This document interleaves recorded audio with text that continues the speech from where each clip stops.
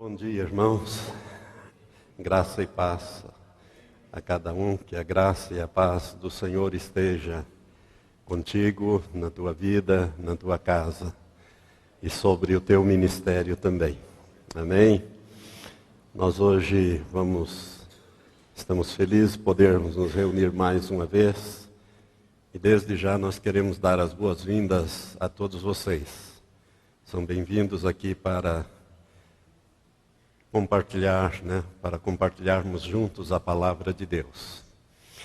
Irmãos, antes de nós começarmos, eu gostaria primeiramente, de nos colocarmos em pé, e nós vamos orar, melhor dizendo. Nós vamos orar e pedir a Deus a direção do Senhor para esta reunião. Senhor nosso Deus e Pai, nós estamos na Tua gloriosa presença em oração agora, Pai, e aqui estamos nesta manhã deste dia que o Senhor fez, e o Senhor fez esse dia em nosso favor. E nós te agradecemos por este dia que o Senhor nos acrescenta de vida, e também por esta oportunidade de nos reunirmos como pastores, pastoras, como líderes do Teu povo nesta região, nessa cidade, e para aprendermos na Tua palavra e da Tua palavra. Ó Senhor, queremos Te pedir, Pai, que o Teu Espírito esteja nos presidindo em tudo o que fizermos neste dia. Ó Deus, nós Te agradecemos porque chegamos em paz aqui. Abençoa e guarda aqueles que estão vindo pelos caminhos ainda. Ó Deus, protege qualquer perigo, qualquer mal. Ó Deus, e que hoje seja um dia de acrescentamento na nossa vida. Ó Deus, fala através da Tua palavra e através, Senhor, da minha pessoa, fala com os Teus filhos. Ó Deus, aquilo que o Senhor quer falar neste dia. Nós Te agradecemos por esta oportunidade que o Senhor nos dá. Espírito de Deus, presida tudo o que vamos fazer. Nós Te pedimos e colocamos este dia e tudo o que vamos fazer diante do Senhor. E Te pedimos, dirige-nos em nome de Jesus. Amém, Senhor. Amém.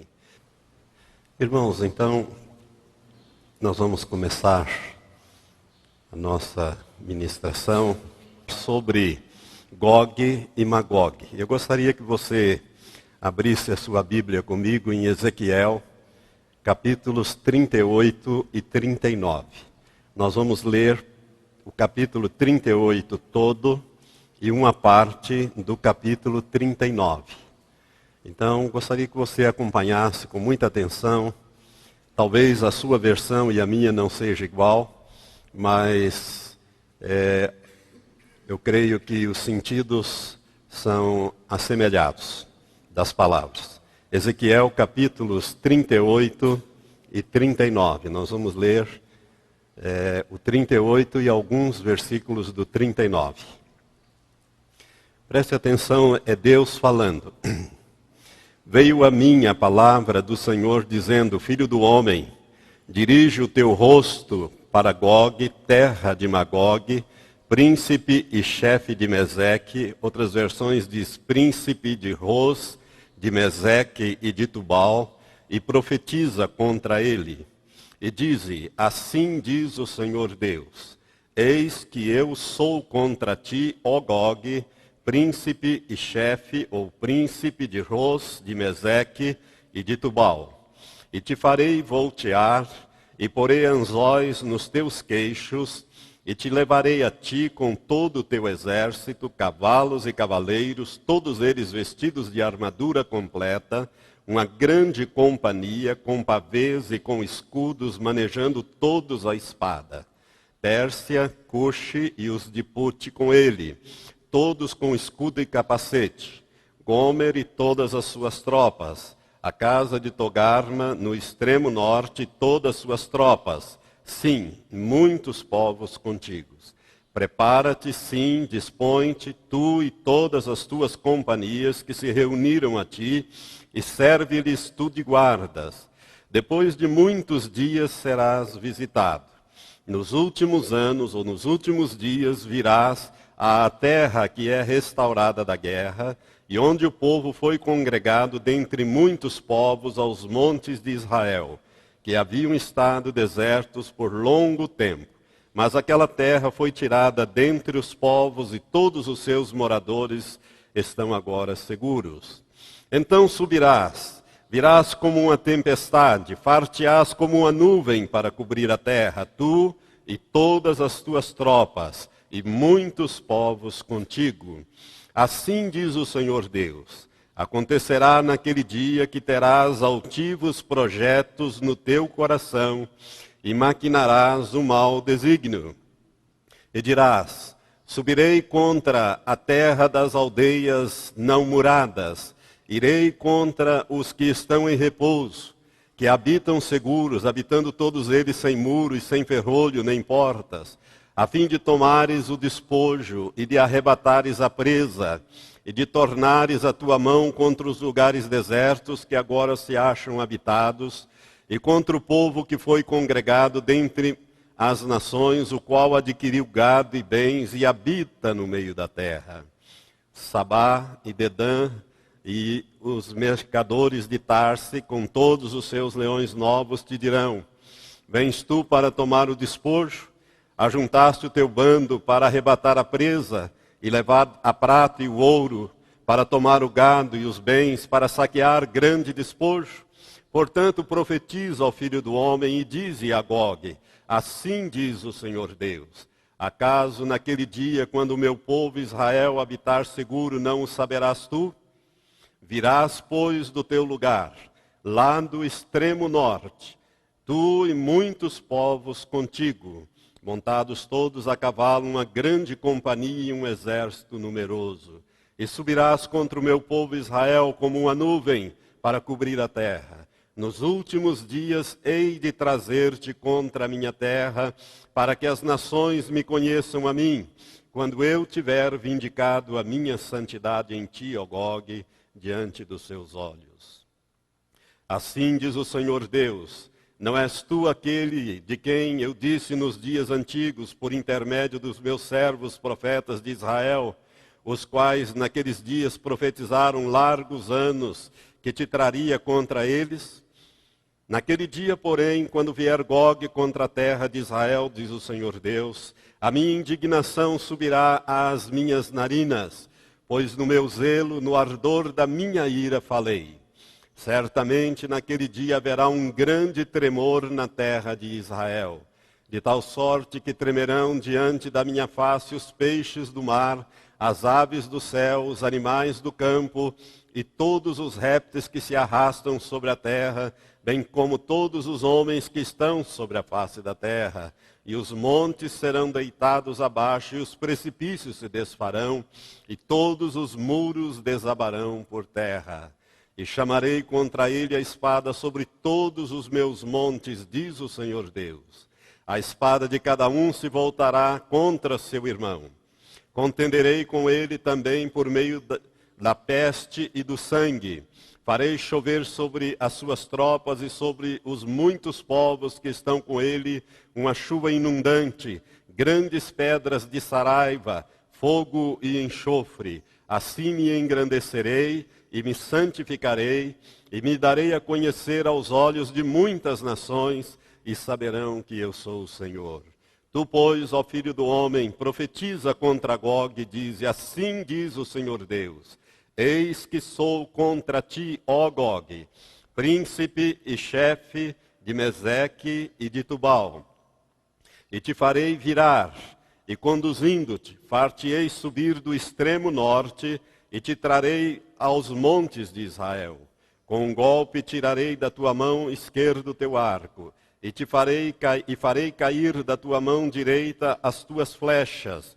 Nos montes de Israel cairás, tu e todas as tuas tropas, e os povos que estão contigo, e as aves de rapina de toda espécie, e aos animais do campo te darei para que te devorem. Sobre a face do campo cairás, porque eu falei, diz o Senhor Deus. E enviarei um fogo sobre Magogue e entre os que habitam seguro nas ilhas, e saberão que eu sou o Senhor. E farei conhecido o meu santo nome no meio do meu povo Israel, e nunca mais deixarei profanar o meu santo nome. E as nações saberão que eu sou o Senhor, o Santo de Israel. Eis que isto vem e se cumprirá, diz o Senhor Deus. Este é o dia de que tenho falado. Até aqui. Este é o dia de que tenho falado. Que Deus abençoe esta palavra aos nossos corações. Pai, nós queremos te pedir agora uma direção especial para este momento. A cobertura, Senhor, da presença dos teus anjos, da doce presença do teu Espírito, ó Deus, para que possamos ministrar com sabedoria e graça esta palavra nesta hora. Toma a direção, Espírito Santo, nós te pedimos em nome de Jesus. Amém, Senhor. Amém. Irmãos, nós vamos examinar aqui essa profecia do capítulo 38 e 39, que é uma profecia que diz respeito ao povo de Israel. Mas como Israel é o relógio de Deus, Israel marca o tempo profético de Deus, nunca esqueça disso. Você que esteve comigo desde o começo sabe que Israel é o relógio profético que Deus usa. Deus não usa nenhum outro povo. Portanto, se você quer saber o tempo profético que nós estamos vivendo, sempre temos que olhar para Israel e ver o que está acontecendo com este povo. Eu quero dizer para você que não somente os líderes religiosos de Israel, os rabinos, creem nesta profecia e entendem e interpretam esta profecia como sendo esta confederação de nações, como sendo liderada pela Rússia, conforme nós podemos ver aqui nesta afirmação do rabino Caim Voloshiner, do meado do século XIX.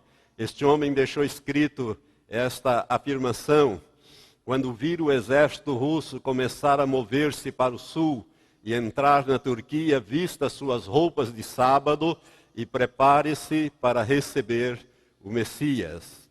Esta é uma orientação que os rabinos dão aos religiosos até hoje. Eles creem firmemente que esta é a próxima profecia bíblica a ser cumprida em relação a Israel. E não somente os religiosos, mas também as autoridades políticas de Israel têm esse mesmo entendimento. Esta afirmação feita pelo general Moshe Dayan em 1968 mostra muito claramente isso. Moshe Dayan, você que talvez não se lembra, ele comandou os exércitos de Israel na Guerra dos 6 Dias, a famosa Guerra Relâmpago de 6 dias, quando Israel expandiu os seus territórios, tomou a cidade velha de Jerusalém, a parte velha da cidade de Jerusalém, porque ele tinha já a parte nova, mas a parte velha estava em poder da Jordânia. Israel tomou e Jerusalém foi tomada de uma maneira muito difícil, a parte velha, homem a homem, tiro a tiro, na baioneta, não foi usado canhão para não se destruir a cidade, que é uma cidade histórica. Então, a tomada de Jerusalém pelos judeus foi feita em 1967, comandada pelo general Moshe Dayan. E ele fez esta afirmação: a próxima guerra não será com os árabes, mas será com os russos. Não somente os religiosos, como também os seculares, os políticos, entendem que a Rússia é um país que deve invadir Israel. Por isso essa profecia, ela é muito importante, porque ela é a profecia que vai se cumprir durante, eu creio, nos nossos dias e diante dos nossos olhos. Você observou pela leitura do capítulo 38, como também do 39, que Deus faz uma afirmação muito estranha, eu acho pelo menos muito estranha aqui, quando ele dá esta profecia. Ele disse ao profeta: Filho do homem, dirige o teu rosto para Gog, terra de Magog, príncipe de Ros, de Meseque e de Tubal, e profetiza contra ele e dize: Assim diz o Senhor Deus, eis que sou contra ti, ó Gog, príncipe e chefe de Meseque e Tubal. Irmãos, é muito estranho essa palavra. Normalmente você não vê na Bíblia Deus se dirigindo a uma pessoa e dizendo: eu sou contra ti. Você não vê isso. Mas aqui você vê Deus se dirigindo a um homem e dizendo: eis que eu sou contra ti, ó Gog. É bem estranho isso. Por isso essa profecia ela tem muito a ver com o tempo que nós estamos vivendo hoje, porque você vai ver que nós estamos vivendo o tempo do cumprimento desta profecia. Algumas observações importantes que eu gostaria de fazer antes de começar a examinar esses nomes esquisitos, porque nós, quando lemos essa profecia, nós achamos estranho, né, esses nomes, Gog, Magog, Tubal, Meseque, né, são uns nomes muito estranhos. A primeira afirmação que eu gostaria de fazer é que essa profecia ela tem cerca de 2.600 anos. 2.600 anos, e ela está para se cumprir diante dos nossos olhos. Está na iminência de ser cumprida nos dias de hoje. Eu creio nisso firmemente e eu vou mostrar isso para os irmãos. A segunda observação que eu gostaria de fazer é que esta profecia será a próxima profecia a ser cumprida nos nossos dias. Das profecias bíblicas que nós temos, esta é a próxima. Se você olhar para os capítulos 36 e 37, você vai ver de Ezequiel, que são os capítulos que antecedem o 38 e 39, você vai ver que no capítulo 36, a partir do versículo 16 até o final, e mais o capítulo 37, fala da restauração do povo de Israel. Que Deus iria trazer o povo de Israel de todas as nações do mundo, onde eles haviam sido espalhados. Aliás, o capítulo 38 e 39 torna a falar que é o povo que veio e que estava espalhado por toda a terra. Mas no capítulo 36 e 37, você vai ver então o cumprimento nos nossos dias da profecia que é a visão do vale dos ossos secos, do capítulo 37. Você sabe que Israel é esse vale de ossos secos. O próprio Deus diz ao profeta: esta é toda a casa de Israel. Então, esta profecia já se cumpriu. E está se cumprindo diante de nós. Ela está em cumprimento. Mas ela já está quase, vamos dizer assim, quase completa. Por quê? Existem judeus espalhados no mundo. Mas alguma coisa vai acontecer para que eles ainda se congreguem mais ainda no estado de Israel. Israel, né, nasceu em 14 de maio de 1948. Então, como país, ele é a visão do Vale dos Ossos Secos. É interessante que os judeus eles têm outro entendimento disso. Se você for em Jerusalém, e se você, lá do alto do Monte das Oliveiras, olhar para o Monte Moriá, onde estão as mesquitas, você vai ver, antes de chegar no Ribeiro de Cedron, você vai ver um cemitério de judeus. Todo judeu rico, todo judeu importante, que pode e tem dinheiro, ele compra um túmulo ali, porque ele quer ser sepultado ali. Por quê? Porque o entendimento deles é o seguinte, que quando o Messias vier, esses que vão ressuscitar primeiro. Eles são o vale dos ossos secos. Esses que estiverem sequinhos ali dentro daquele túmulo, é que vão ressuscitar. Então eles têm esse entendimento. Essa interpretação quando a coisa é completamente diferente e espiritual. Esta será a próxima profecia a ser cumprida. Terceira observação que eu gostaria de fazer, no meu entendimento. Irmãos, tudo isso aqui são entendimentos meus. Tá? Esta próxima guerra, guerra de Gog e Magog, no meu entendimento, será a terceira guerra mundial. Por que ela será a terceira guerra mundial? Ela vai envolver boa parte dos países do mundo, principalmente o Oriente Médio e boa parte da Europa. E nós vamos ver mais detalhes para frente. E no meu entendimento também, uma observação que eu quero fazer antes de entrar nos textos, é que serão usadas armas nucleares em áreas localizadas. Você sabe que Israel é um país que tem mais de 300 bombas nucleares. Isto há muitos anos atrás ele tinha esse estoque. Já deve ter aumentado esse estoque de armas nucleares. Israel tem armas nucleares e a União Soviética é armada até os dentes, né? Então vai haver uso de armas nucleares em áreas localizadas. E quem participou comigo da última ministração sobre o Código da Bíblia, os irmãos lembram que eu mostrei, né, ou pelo menos que o Código fala que Jerusalém vai ser destruída por uma arma nuclear. Amados, de acordo com o texto de Ezequiel 38 e 39, nós vemos que uma confederação de nações vai invadir Israel. Essa confederação, ela virá e invadirá Israel.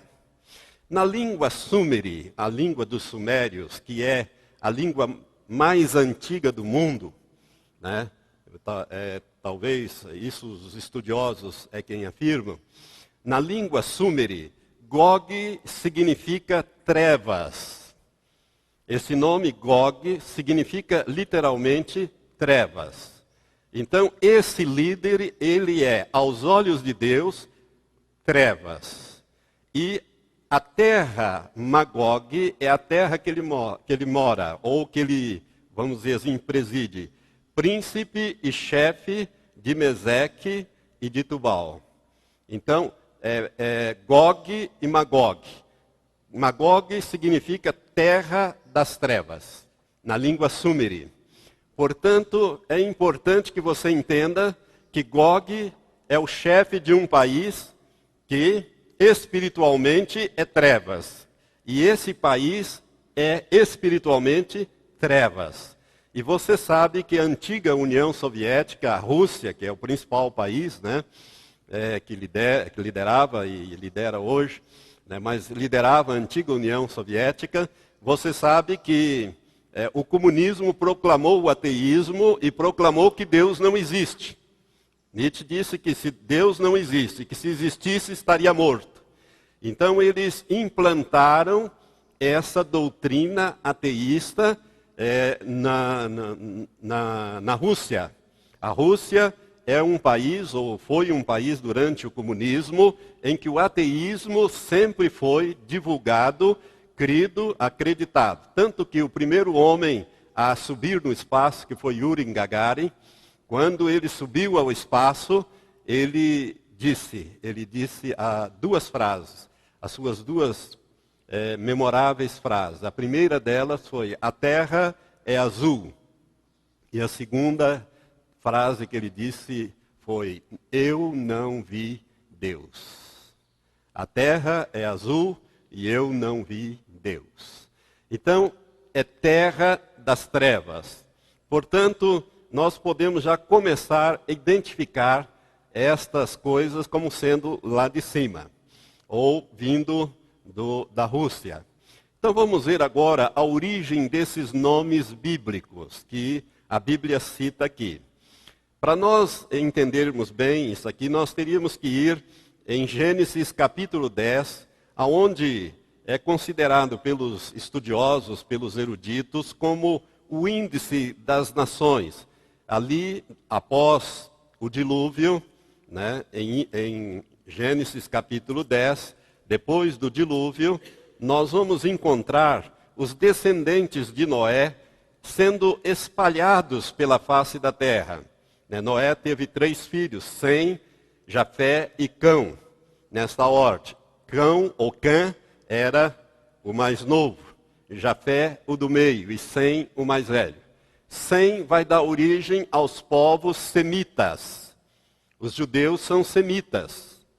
Então, às vezes você diz assim, as pessoas ouvem essa palavra, antissemitismo, quer dizer, antijudeu ou antijudaísmo. Por quê? Porque os judeus são semitas, são descendentes de Sem. E temos também os jefititas, que são descendentes de Jafé, e os camitas, que são descendentes de Cã, ou Cão, que são os povos de pele escura da África. Então veja bem, Sem vai povoar praticamente a Ásia. Os semitas vão para a Ásia, a partir do Oriente Médio, eles vão então povoando a Ásia. Os camitas, os descendentes de Cão, eles vão povoar a África, são os povos de pele escura. E os jefititas, eles vão povoar parte da Ásia e parte da Europa. Aí nós temos então esta origem, ou desse índice das nações. Todos esses nomes que a Bíblia cita nesse texto de 38 e 39 que nós lemos, com exceção de Gog, e com exceção da Pérsia, esses 2 nomes que nós lemos, a Pérsia é um país, com exceção de Gog, que é um líder, que significa trevas, e exceção de Pérsia, todos os outros nomes mencionados em Ezequiel 38 e 39, eles são descendentes de Noé, são netos de Noé por Sem, Cão e Jafé. Os nomes deles estão aqui nestas listas, todos os nomes citados. Por exemplo, os filhos de Cão foram Cush, Put, Mitzraim. Por exemplo, Mitzraim, você talvez não saiba, mas o nome do Egito não é Egito, nós chamamos Egito. Mas o nome oficial do Egito é Mitzraim. Se você for no Egito e eles carimbarem o seu passaporte, você vai ver lá, Mitzraim. Porque Mitzraim é o nome do povo que deu origem aos que nós chamamos hoje os egípcios, uma antiguíssima nação, que é descendente de Cã. Por isso eles têm a pele mais escurecida. Então todos esses aqui vão dar origem, são netos de Noé e vão dar origem, alguns deles, a estes povos que nós estamos examinando aqui. Agora, irmãos, nós vamos, ao examinar estes nomes, nós vamos ter que nos socorrer de eruditos, homens que estudaram estes assuntos, e que escreveram em tempos muito remotos e em tempos mais recentes. Por exemplo, Homero, que é o pai da história, no 5º século a.C., ele já fala de alguns desses povos aqui, nos seus escritos, na Ilíada. Homero fala de alguns desses povos aqui que eu vou mencionar. Também, por exemplo, Flávio Joséfos, historiador judeu do 1º século, que acompanhou Tito durante o cerco de Jerusalém, a destruição de Jerusalém, também menciona alguns desses povos aqui. Plínio, o Moço, também historiador do 1º século, dos 2 primeiros séculos, também mencionam vários desses povos aqui, e a localização deles, que eu vou dar aqui em seguida. E eruditos mais recentes, como Chamberlain e principalmente Wilhelm Gesenius, ou Gesenius. Você talvez tenha ouvido falar de Gesenius. Gesenius, ele foi um erudito do século XIX, do século XVIII, XIX. Ele escreveu uma excelente obra chamada Léxico Hebraico. E nós vamos usar muito das informações dadas por Gesenius. Então, falam os eruditos. O que eles dizem? Príncipe de Ros. Eu não sei se a sua versão diz assim. Quem tem a versão que diz príncipe de Ros. Tem alguns irmãos, vários têm. Então, essa versão, dizem os eruditos, ela é melhor. A minha diz príncipe e chefe, mas príncipe de Ros. Essa palavra Ros, no hebraico é Rosh. No hebraico é Rosh. Então, Deus estaria dizendo assim: Filho do homem, dirige o teu rosto para Gog, terra de Magog, príncipe de Ros, de Meseque e de Tubal, e profetiza contra ele. Então, Ros esta palavra é muito importante. Por quê? Os eruditos afirmam que Ros é um substantivo próprio e não deve ser traduzido, como está traduzido na minha versão e em outras, como um adjetivo, o adjetivo de chefe, príncipe e chefe. Porque é um substantivo próprio, não deve ser traduzido, deve ficar como ele é. Ros é um nome próprio. Então não se traduz, né? Mas algumas versões traduz como chefe. Por quê? Porque Ros pode significar pico ou cabeça, no sentido de chefe, de ser o cabeça de um povo, de ser o pico, ou seja, o proeminente, aquilo que sobressai. Mas esta palavra, ela pode significar também urso. E a palavra urso, ela é significativa para nós, por quê? Porque o urso é o símbolo da Rússia. Vocês se lembram da Olimpíada que foi realizada em Moscou? A Olimpíada de Moscou? O ursinho chorando no final, na despedida, que encantou o mundo inteiro? Que o urso é o símbolo da Rússia. Então, Ros tem esse significado. Não, na verdade, ele não deveria ser traduzido. Os eruditos continuam falando. A palavra Ros, ou Rosh, né, do hebraico, ela evoluiu ao longo do tempo para Rosh, depois para Rush e finalmente para Rússia. Há uma evolução. Os léxicos pegam esta palavra e ao longo dos séculos eles vêm acompanhando as escritas arqueológicas e se descobriu que a palavra Ros, ela evoluiu para Rosh, depois para Rush e finalmente para Rússia. Então ele é príncipe da Rússia. Assim, Gog espiritualmente, trevas, é príncipe ou governante da Rússia. Olha, irmãos, é os cadáveres que estão falando aqui, né, através dos eruditos. Coisas que nós estamos vendo nos nossos dias. Outro nome que aparece, Meseque, príncipe de Ros, de Meseque e de Tubal. Então veja, ele é príncipe da Rússia, mas ele é príncipe também de Meseque. Essa palavra, Meseque era neto de Noé. Meseque era neto de Noé por Jafé. Meseque é o nome, ele vai dar origem a uma tribo, né, de povo que vai migrar, e eu vou dizer mais para frente para onde eles vão migrar, mas eles vão migrar, e esse nome Meseque, ele vai evoluir, primeiro para Musque.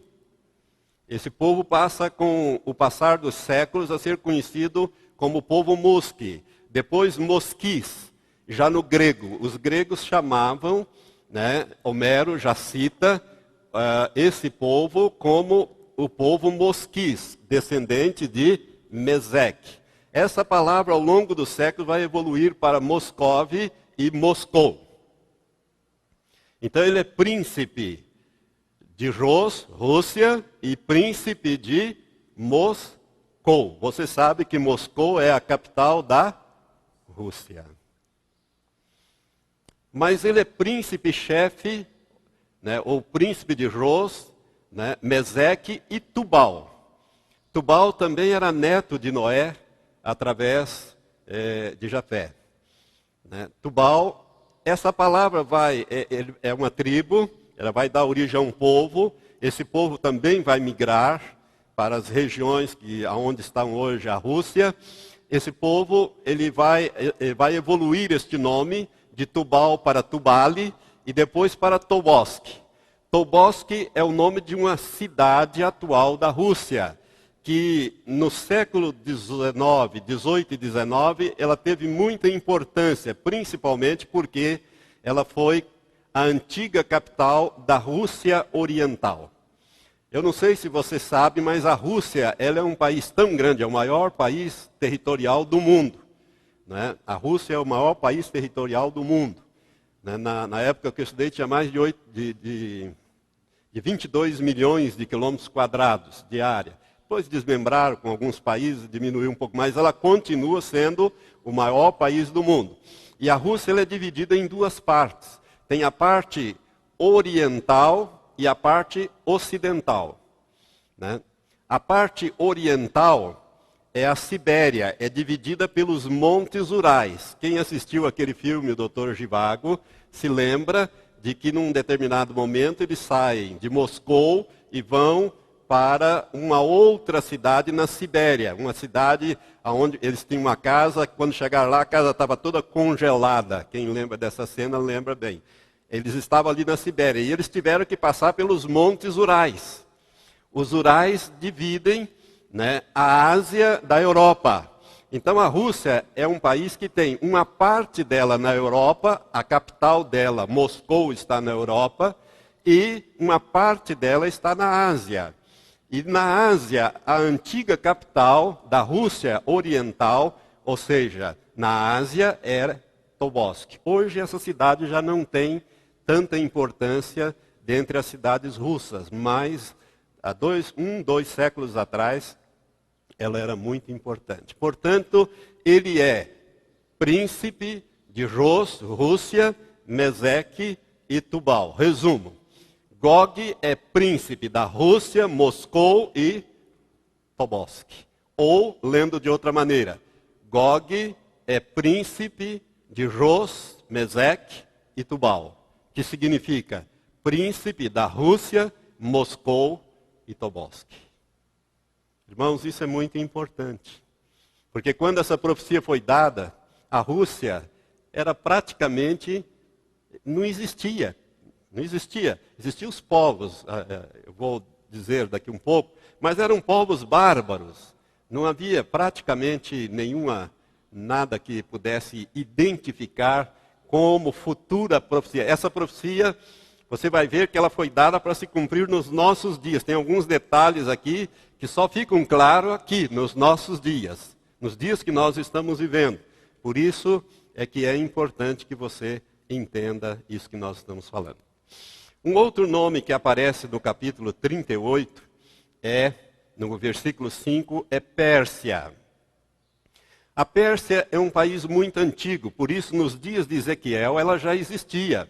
Vocês se lembram, né, que Daniel fala do rei da Pérsia, etc, né, já existia. Então a Pérsia é colocada aqui pelo seu próprio nome. Seu próprio nome. Entretanto, a Pérsia, irmã, é o atual Irã. Quando o Shah da Pérsia assumiu o governo, nos anos 30, em 1935, ele mudou o nome do país de Pérsia para Irã. Em 1935. Então ele passou a ser Shah do Irã. Ele era o Shah da Pérsia e passou a ser o Shah do Irã. A Pérsia, então, é um país muito antigo, que é mencionado na Bíblia em várias ocasiões. É o atual Irã. E você sabe que os iranianos têm um ódio mortal dos judeus. Eles odeiam os judeus. Agora, é interessante notar umas coisas que a gente às vezes não sabe desses detalhes. Por exemplo, a Pérsia, os persas não são árabes, eles são arianos. E eles não falam o árabe, eles falam o persa. E o que une os persas, ou os iranianos, aos demais árabes, é a religião muçulmana. Não é a língua, não é a cultura, porque eles falam persa, eles são persa, eles são arianos, eles são de origem ariana, são dos árias, do povo árias, né? E eles são muçulmanos. Agora, dentro do islamismo, existem dois grandes troncos. o tronco dos muçulmanos sunitas e dos muçulmanos xiitas. A Pérsia é xiita, o Irã é xiita. E o que significa isso? Apenas 4% lá são sunitas. Para você ter uma ideia, é mais ou menos assim. Os sunitas são os que seguem o Corão. A palavra Corão significa livro. Al-Corão significa o livro. Né? Então, os sunitas, eles seguem o Corão de uma maneira light. Assim. Mas os xiitas, eles seguem o Corão no pé da letra. Eles aplicam o Corão no pé da letra. Ou seja, se você roubar uma fruta, uma maçã, com esta mão, corta esta mão. Se você roubar com a mão esquerda, corta a esquerda. No terceiro roubo que você fizer, corta a cabeça. Mata. Ele segue o Corão no pé da letra. Põe aquelas roupas nas mulheres, né? Enfim, você sabe como é que funciona. E em 1980, Khomeini, liderando uma revolta, ele tomou o governo do Irã, depôs o Shah do Irã, e assumiu o governo e implantou uma ditadura, né, baseada no Corão. Uma ditadura, uma república islâmica. Né, por isso que é chamado hoje República Islâmica do Irã. República Islâmica, olha bem, islamismo. Eles não têm uma constituição, eles seguem o Corão. A lei maior lá é o Corão. Quem decide tudo são os ayatolás. A palavra final é do ayatolá-chefe lá. Tem mais uma coisa. A Pérsia, o Irã, ele faz fronteira com a Rússia, no norte. Faz fronteira com a Rússia. Uma grande fronteira. E a Pérsia, como ela é muito rica em petróleo, o Irã, ela fez um tratado de proteção com a Rússia em 1932. E esse tratado dá direito à Rússia a atacar qualquer país que atacar o Irã. Quando qualquer país que entrar em guerra com o Irã ou invadir o Irã, dá direito à Rússia de ir para o território iraniano para combater esse país ou atacar esse país que atacou o Irã. Então, eles têm um tratado que permanece até hoje, não obstante haver mudado os governos, permanece até hoje esse tratado de proteção da Rússia. Olha que Deus diz, e serve-lhe tu de guarda. E serve-lhes tu de guarda. Gog serve de guarda para esses povos mencionados aqui. É muito interessante isso. Você já ouviu falar desse homem, o presidente do Irã, o presidente Ahmadinejad. O que esse homem declarou recentemente nos jornais, na televisão, que escandalizou o mundo inteiro? Ele quer varrer Israel do mapa.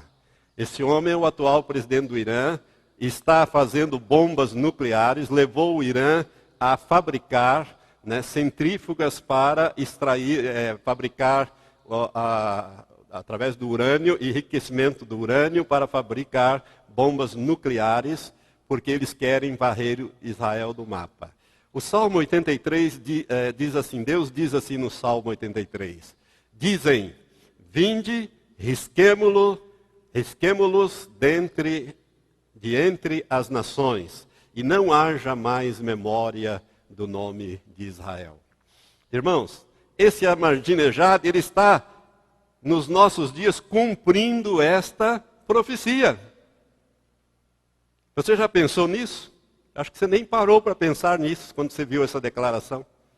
Mas quando esse homem declarou que o Irã e os árabes deveriam riscar Israel do mapa, ele praticamente ele está confirmando esta profecia.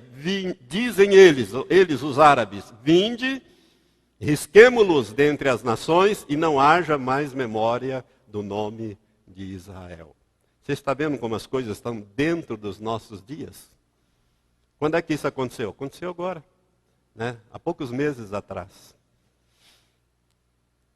Gog vai liderar ainda outros aqui. Olha para o versículo 5. Além da Pérsia, nós temos Cush. Cush com CH ou com X. Irmãos, quando os 70 sábios de Alexandria foram traduzir o Antigo Testamento do hebraico para o grego, lá no ano 186 a.C., e Jesus, todas as citações que Jesus fazia da Bíblia, e todas as citações que os apóstolos fizeram, Paulo, do Antigo Testamento, eles citaram a Septuaginta, essa tradução que foi feita em 186, terminada em 186 a.C., ele citava então essa tradução dos 70 sábios, por isso chamado Septuaginta. Quando eles foram traduzir Cush, eles traduziram Cush por Etiópia. Então, Cush aqui representa a Etiópia, que fica ao sul de Israel, e que é hoje um país pobre, um país sem, vamos dizer assim, expressão, mas que esteve na área de influência comunista da Rússia muito tempo, né? Então, a Etiópia e os povos que habitam no norte da África. Cush representa esses povos que habitam no norte da África, inclusive a Etiópia. Outro nome que aparece no versículo 5 é os de Put. E os de Put com ele, todos com escudo e capacete. Put, quando também foi traduzido do hebraico para o grego pelos 70 sábios, eles traduziram por Líbia. E você sabe que a Líbia é um país que odeia Israel. Sabia disso? A Líbia do coronel Mohamed Gaddafi, ela está armada, provavelmente ela tem armas nucleares compradas dos russos, e ela está pronta para varrer Israel do mapa. E aqui Put, ou melhor, a Líbia, o Put ou a Líbia, refere-se também às nações árabes africanas, como a Argélia, Marrocos, Tunísia, ali são nações árabes do norte da África, mas principalmente a Líbia. Então você está vendo que, quando nós pegamos a tradução, nós começamos a ver que os nomes estão aí, diante de nós. Gomer. Gomer também era neto de Noé. Esse nome vai evoluindo ao longo do tempo para chegar a Germane. Esse Gomer, ele dá origem aos povos bárbaros, chamados celtas e citas, que eram povos bárbaros e que vieram e migraram para a região do Mar Negro e para a Europa Oriental. Ali onde era a antiga Alemanha, quando a Alemanha era dividida em duas, a antiga Alemanha comunista. Aquela área ali fazia parte da região habitada por Gomer, ou dos descendentes de Gomer. Então, pega tanto a região do Mar Negro, a Rússia, como também a parte da Europa Oriental. Então, engloba a Alemanha, a Polônia, a antiga Tchecoslováquia, que hoje são dois países, né? O país tcheco e a Eslováquia, e a Ucrânia e outros países que estão ali nesta região, onde é a Europa Oriental. Moscou faz parte da Europa Oriental, não ocidental, oriental. Vocês estão entendendo? Né? Então, esses povos, eu quero dizer para você que Deus vai julgar, inclusive a Alemanha. Não sei se está notando aqui que a Alemanha está no meio disso aqui. Deus não julgou ainda a Alemanha, irmãos. A Alemanha simplesmente perdeu a guerra. Mas ela não foi julgada pelo que ela fez ao povo de Israel. O massacre, o holocausto. Ela não foi julgada ainda não. Mas ela vai ser julgada. Eu não sei se você sabe, mas Deus disse a David Wilkerson, eu vou usar mais tarde alguma coisa nesse sentido. Em 1973, Deus disse que ia derrubar a cortina de ferro e mais tarde a cortina de bambu para a penetração do Evangelho. Em 1973, a cortina de ferro, o muro de Berlim caiu em 1989. Ele publicou isso em 1973. quando o comunismo estava no auge. Agora Deus diz que ia derrubar para a penetração do evangelho por um tempo, mas depois o comunismo ia voltar, ia fechar violentamente e haveria uma violenta perseguição. Por isso, essas coisas ainda não estão bem resolvidas ainda. A Rússia está crescendo militarmente, conforme nós vamos mostrar. Judeus asquenazitas e sefaraditas.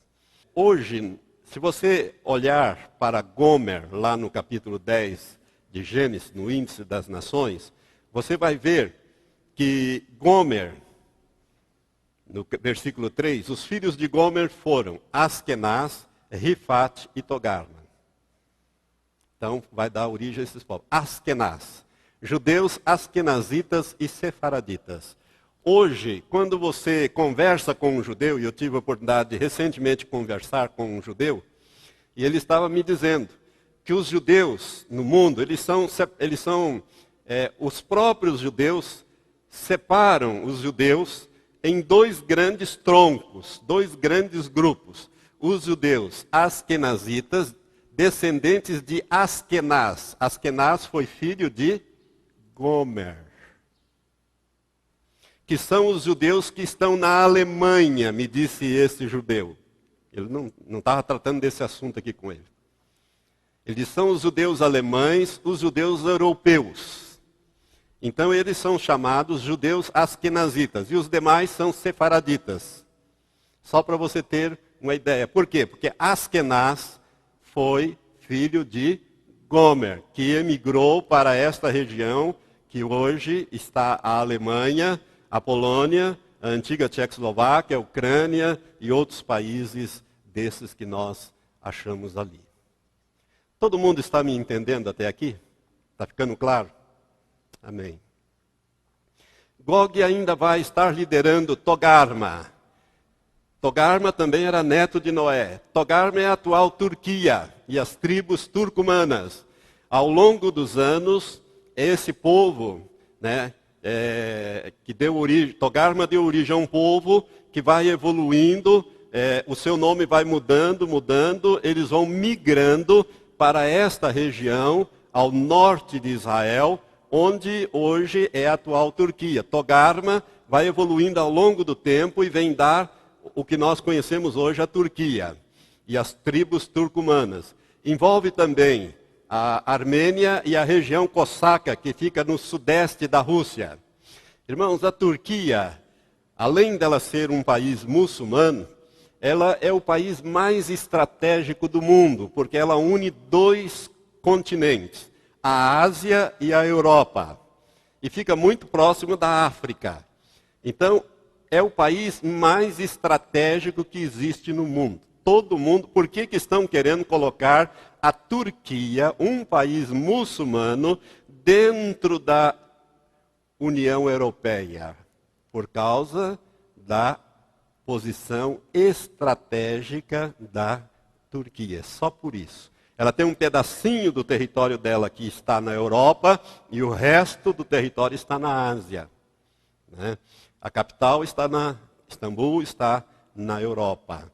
Então a Turquia é um dos países que vai, Togarma é um dos povos que vão seguir Gog nesta invasão.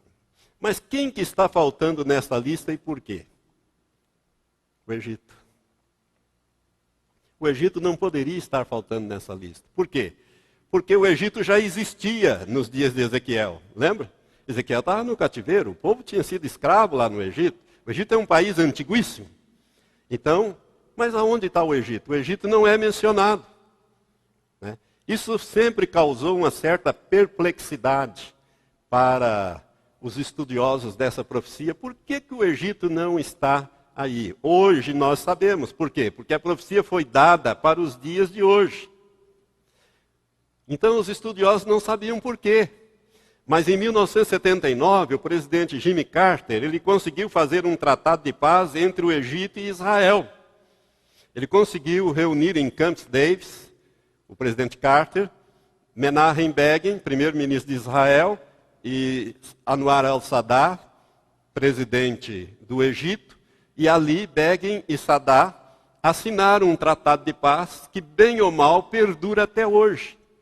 Como esta profecia é uma profecia para ser cumprida nos últimos dias, o Egito não é citado aqui. E como país existente, como a Pérsia, ele deveria, porque o Egito sempre participou das guerras contra Israel. Todas as guerras contra Israel, o Egito sempre esteve junto. O Egito é estratégico no sul, assim como a Síria no norte e a Jordânia no oeste, né? Já que leste é o Mediterrâneo de Israel. Então, o Egito e a Síria sempre foram os dois países que em todas as guerras, desde que Israel foi recriado em 1948, esteve presente. Até que ele fez esse tratado de paz em 1979. E o Egito não é mencionado. Por quê? Porque ele não vai participar desta invasão. Além de não participar, ele vai ser invadido.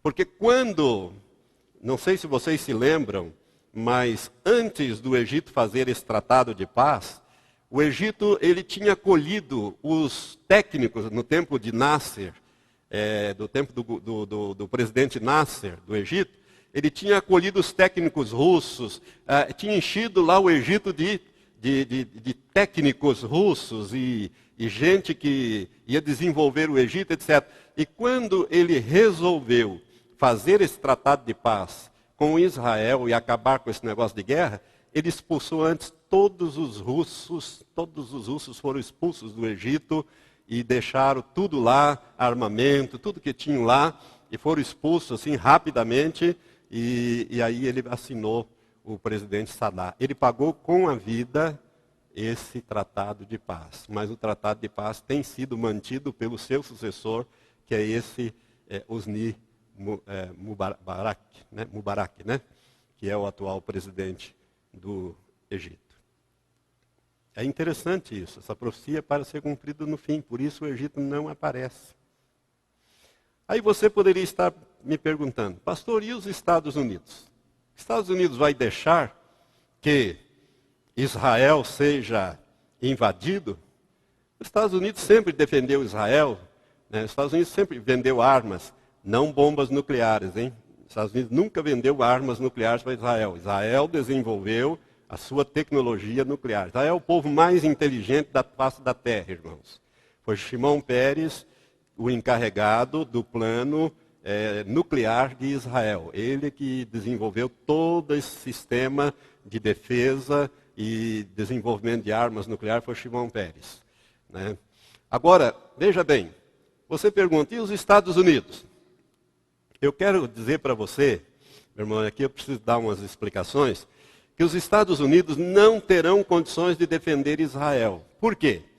Porque eles estarão sendo duramente castigados por Deus através de grandes terremotos, através de inundações e outros fenômenos da natureza, além de outros problemas que já começaram a atingir duramente aquele país. Você está notando?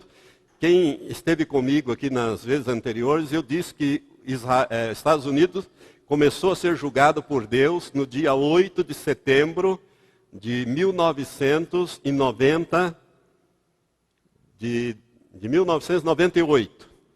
Foi quando, ao invés de decretar o impeachment de Bill Clinton por ter mentido à justiça americana, porque lá é crime, o perjúrio lá é crime, vai para a cadeia, todo mundo vai para a cadeia mesmo, né? O presidente perderia o cargo dele e iria para a cadeia por causa do desenvolvimento que fazia 6 anos que os Estados Unidos vinha num desenvolvimento extraordinário. As pesquisas foram feitas na televisão, no rádio enfim, nos jornais, e praticamente pressionou-se o Congresso a não decretar o impeachment de Clinton. Clinton foi, então, não foi decretado o impeachment. Naquele dia, Deus se irou contra os Estados Unidos e, a partir dali, a economia dos Estados Unidos começou a entrar em declínio. Eles perderam a eleição, que na verdade não perderam, mas acabaram perdendo. Eu já mostrei isso lá dentro do Código da Bíblia para os irmãos, né? Entrou George Bush e a economia vem caindo, vieram os atentados terroristas, essas guerras, e os Estados Unidos está com um déficit de trilhões de dólares de déficit público americano. Por que os Estados Unidos não quebra? Porque eles têm a máquina de fazer dólares. E o dólar é a moeda que todo mundo sustenta. Quando o dólar começa a cair, o governo começa a comprar para sustentar a moeda, como faz o nosso, como fazem todos os governos do mundo. Então é muito importante você entender isso. Por que eu digo que os Estados Unidos vai ser ou estará sendo duramente castigado por Deus através de grandes terremotos? Eu disse para vocês que David Wilkerson, todos aqui eu acho que já ouviram falar de David Wilkerson. David Wilkerson, ele é pastor da Assembleia de Deus nos Estados Unidos, em Nova York, uma grande igreja, e Deus tem usado esse homem de uma maneira extraordinária. Ele é um profeta. Deus deu duas visões a David Wilkerson. Uma, quando ele era ainda bem moço, e o levou a Nova York para trabalhar com quadrilhas de delinquentes juvenis e de viciados em entorpecentes, da onde surgiram esses molives, esses movimentos de libertação de vidas no mundo inteiro. Esta é uma visão que Deus deu a David Wilkerson, e ele começou a trabalhar e desenvolver e espalhou para o mundo inteiro. Toda essa visão de casas de libertação, de drogas, de viciados, ele escreveu aquele livro A Cruz e o Punhal, né, onde ele conta a história de Nick Cruz, que hoje é pastor, missionário, enfim, ali naquela visão. Deus deu a ele essa visão em 1952. Depois Deus deu a ele, em 1973, uma outra visão. Só que essa visão que Deus deu a ele é uma visão escatológica, das coisas que estariam acontecendo no tempo do fim. E dentre as coisas que estariam acontecendo no tempo do fim, Deus mostrou a David Wilkerson que iria destruir, que iria derrubar a cortina de ferro. Olha, ele publicou isso em 1973. Eu tenho desde 1978 um resumo. Ele publicou um livro chamado A Visão, The Vision em inglês, ou La Vision em espanhol. Só existe em inglês e espanhol. Eu acho que estão esgotados essas versões.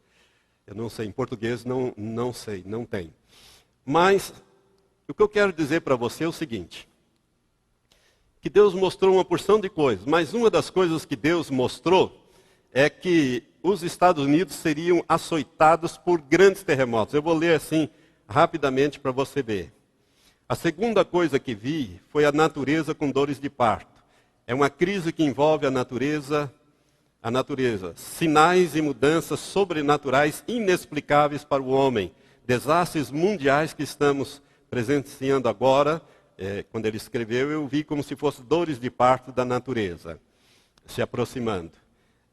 Ele diz assim, olha, vi terremoto nos Estados Unidos, fome no mundo inteiro, especialmente na China, Índia e Rússia.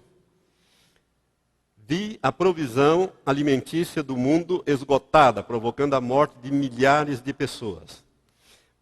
Bom, o que ele disse aqui, irmãos, é o seguinte, que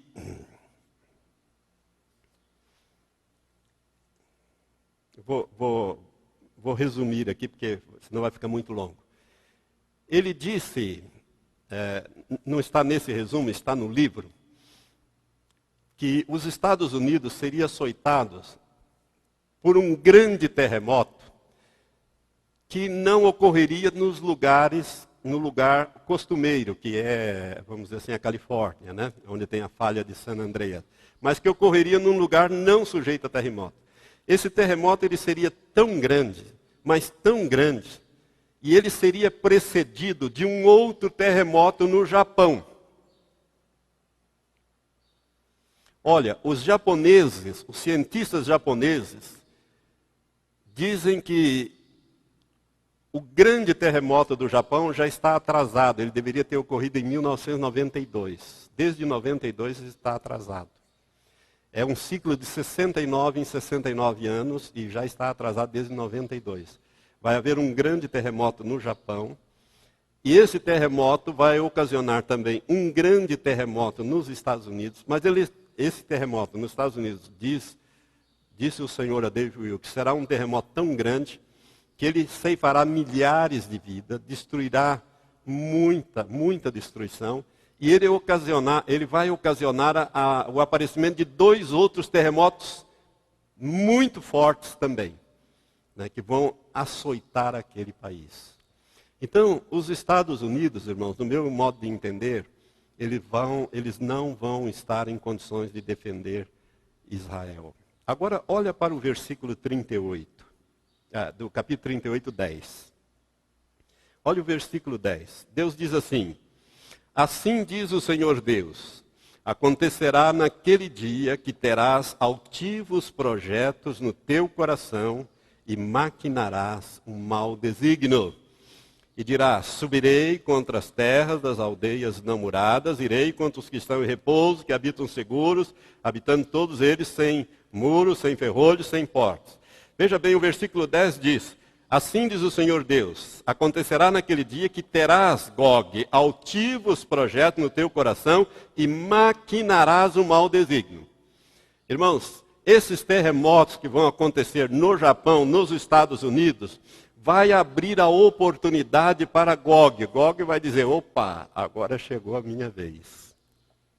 Porque os Estados Unidos, irmãos, você imagina um terremoto, aqueles silos de armas nucleares, um terremoto leva tudo para o interior da terra, acaba tudo. Um terremoto num campo vamos dizer assim, numa base naval, destrói a pista, avião não decola, avião cai para dentro dos buracos. Os mísseis intercontinentais, eles ficam dentro, são silos, ficam dentro da terra, um terremoto destrói tudo aquilo. A Rússia vai ver aí a oportunidade, e terás naquele dia altivos projetos no teu coração e maquinarás um mau desígnio. Os Estados Unidos não terá condições de defender Israel. Alguma coisa vai acontecer nesse sentido. De onde virá então Gog? Agora nós vamos ver então de onde virá Gog. Irmãos, Gog virá do extremo norte. Ezequiel 38:6 diz assim: Deus vai falando. Veja bem, primeiro ele diz quem é esse povo, a origem dele, nós já sabemos quem é. Agora no versículo 6 e versículo 15 diz assim, Deus fala, na parte final, lá Gomer e todas as suas tropas, a casa de Togar, no extremo norte todas as suas tropas, sim, e muitos povos contigo. Agora o versículo 15. Virás, pois, do teu lugar lá do extremo norte. Algumas versões diz do norte. Quem tem norte aí? Bandas do norte. Na verdade, o texto original, ele quer dizer extremo norte. Norte do norte. É como se ele estivesse falando do norte do norte. Virás lá do teu lugar, lá do extremo norte, tu e muitos povos contigo. Irmãos, Jerusalém é o marco zero de todas as distâncias na Bíblia. E gostaria que você aprendesse isso. Jerusalém é o marco zero de todas as distâncias na Bíblia. Deus disse em Ezequiel, nesse mesmo livro do profeta Ezequiel, capítulo 5, versículo 5, assim diz o Senhor Deus, esta é Jerusalém, coloquei-a no meio das nações e das terras que estão ao redor dela. Todas as direções na Bíblia parte do marco zero, Jerusalém. As cidades têm um marco zero, um ponto zero, da onde as distâncias são contadas, os quilômetros são medidos, né? Por exemplo, você parte Curitiba, o marco zero é bem na Praça Tiradentes, bem no centro. Tem bem lá o marco zero de Curitiba. Todas as distâncias são contadas dali. São Paulo, etc. Cidades grandes têm o marco zero. Aqui eu não sei onde é o nosso marco zero. Mas deve ter um marco zero aqui também, né? E na Bíblia, todas as distâncias, elas são partindo sempre de Jerusalém. Por isso que a Bíblia sempre diz, descendo a Jerusalém, subindo a Jerusalém, descendo de Jerusalém, sempre Jerusalém é o ponto de referência como marco zero. Por quê? Porque Deus colocou Jerusalém no centro de todas as nações.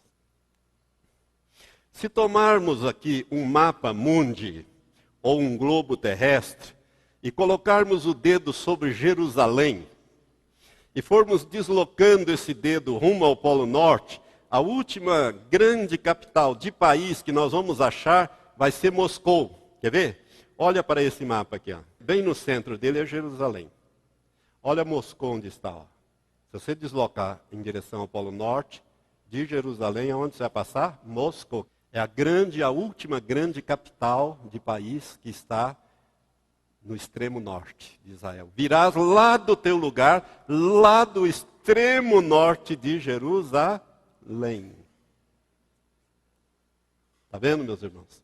Deus dá, portanto, não somente os nomes dos países, mas também dá a exata localização de onde virá o invasor, mostrando, inclusive, no mapa de onde virá o invasor. Quando é que vai acontecer essa invasão? O versículo 8, olha para o versículo 8 de Ezequiel 38. Ezequiel 38, versículo 8. Depois de muitos dias serás visitado. Irmãos, quando Deus deu essa profecia a Ezequiel, e esses muitos dias aqui, são 26 séculos. Olha como Deus diz. Depois de muitos dias serás visitado. Nos últimos anos virás à terra que é restaurada da guerra, e onde foi o povo congregado dentre muitos povos, povo de Israel, aos montes de Israel que haviam estado deserto por longo tempo. Mas aquela terra foi tirada dentre os povos, e todos os seus moradores estão agora seguros. Irmãos, Israel viveu despovoado durante 1878 anos, desde o ano 70 da era cristã. Olha, quando essa profecia foi dada, decorreram 600 anos, mas Israel estava na terra. Né? Aí veio Jesus e no ano 70, Israel foi destruído, Jerusalém foi destruída, e o povo, os 98 mil judeus que sobraram, Flávio Joséfos diz na sua obra, A Guerra dos Judeus, foram espalhados no mundo inteiro, e assim eles viveram 1878 até o dia 14 de maio de 1948, quando foi recriado o moderno Estado de Israel. E esse versículo aqui diz, né, depois de muitos dias será visitado, nos últimos anos virás à terra que é restaurada da guerra. Né? Então eles viriam nos últimos dias. Versículo 16 diz a mesma coisa. E subirás contra o meu povo Israel como uma nuvem para cobrir a terra. Isso significa, como uma nuvem, irmãos, rapidamente. Um ataque aéreo. Uma coisa rápida. Que não vai dar, vamos dizer assim, tempo nem de articular defesas. Né? Ainda mais agora que a Rússia, vocês sabem, eu já falei isso aqui, a Rússia já desenvolveu um sistema de míssil invisível. Capaz de colocar ogiva nuclear em qualquer ponto. Ou cargas de destruição em qualquer ponto, invisível ao radar. E subirás contra o meu povo Israel como uma nuvem para cobrir a terra. E Deus diz, nos últimos dias hei de trazer-te contra a minha terra.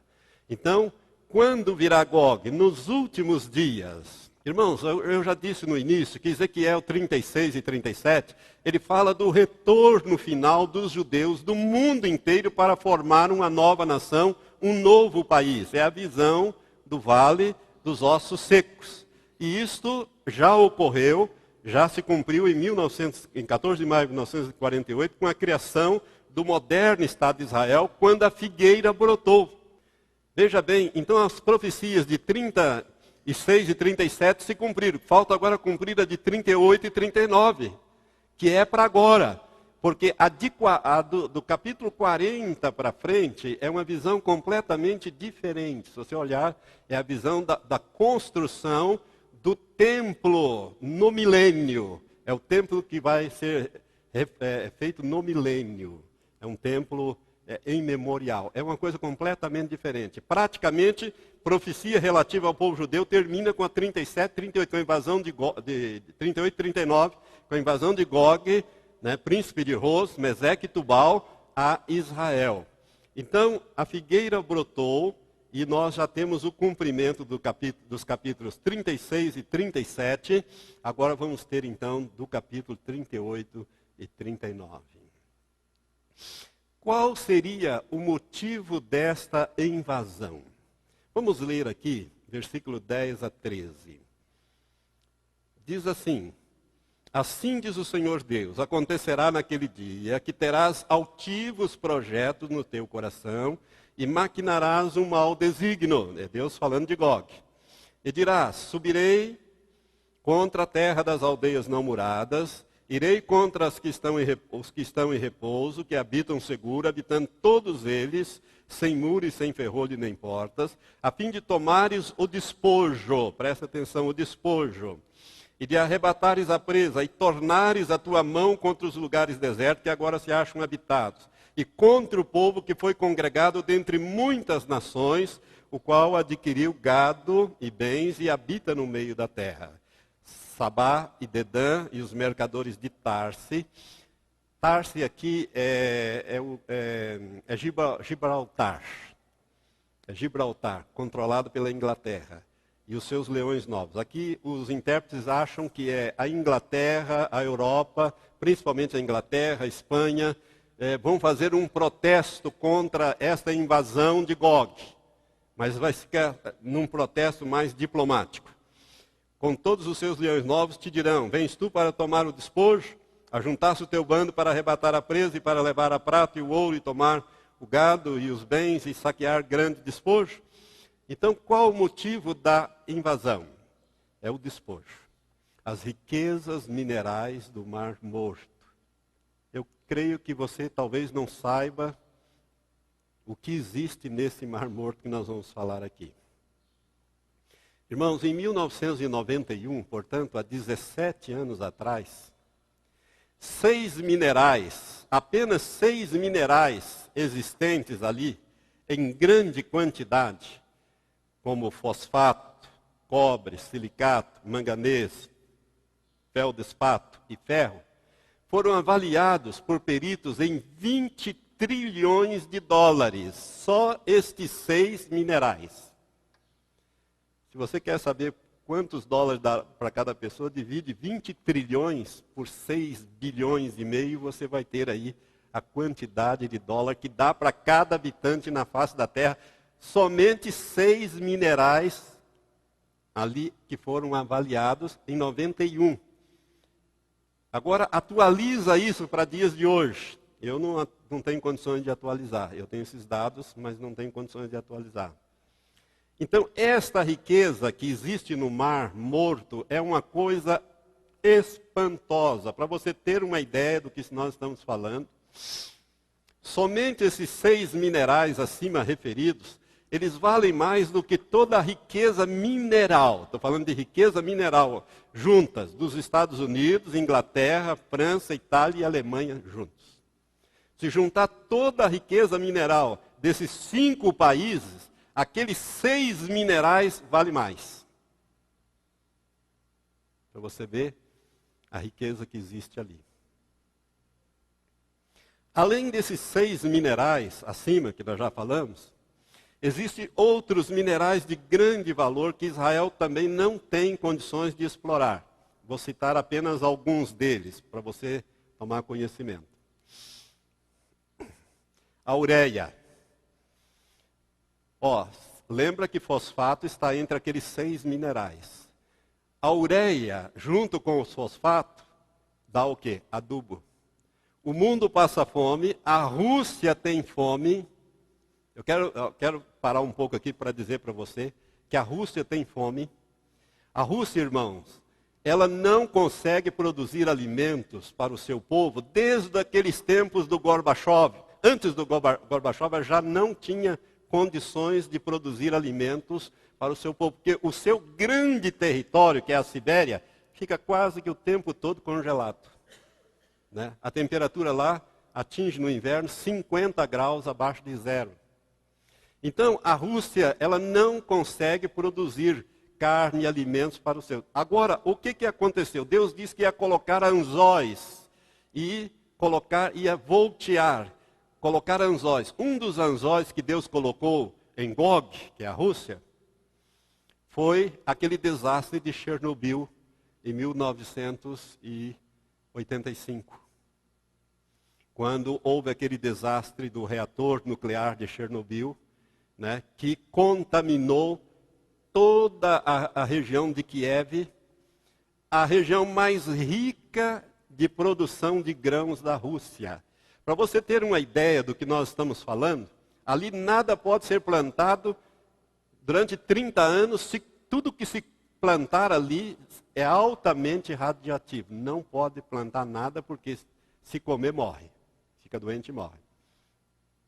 Para você ter uma ideia do que nós estamos falando, é mais ou menos como se aqui no Brasil, vamos dizer que a Rússia fosse o Brasil, você tem uma ideia, e ocorresse um desastre de um reator nuclear que contaminasse o Rio Grande do Sul, Santa Catarina, Paraná, São Paulo e mais os 2 Mato Grosso. O que sobra para produzir alimentos? Praticamente nada.